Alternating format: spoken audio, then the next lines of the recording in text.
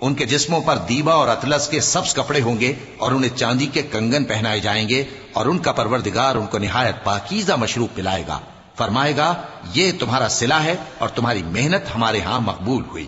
اے نبی صلی اللہ علیہ وآلہ وسلم، ہم نے تم پر قرآن بتدریج نازل کیا ہے، تو اپنے پروردگار کے فیصلے کے لیے انتظار کیے رہو، اور ان لوگوں میں سے کسی بدعمل اور ناشکرے کا کہا نہ ماننا، اور صبح و شام اپنے پروردگار کا نام لیتے رہو، اور رات کو بڑی دیر تک اس کے آگے سجدے کرو اور اس کی پاکی بیان کرتے رہو۔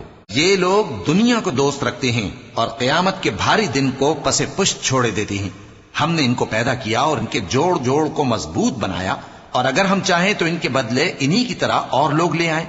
یہ قرآن تو نصیحت ہے، جو چاہے اپنے پروردگار کی طرف پہنچنے کا راستہ اختیار کر لے، اور تم کچھ بھی نہیں چاہ سکتے مگر جو اللہ کو منظور ہو۔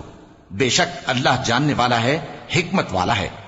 وہ جس کو چاہتا ہے اپنی رحمت میں داخل کر لیتا ہے، اور ظالموں کے لیے اس نے دکھ دینے والا عذاب تیار کر رکھا ہے۔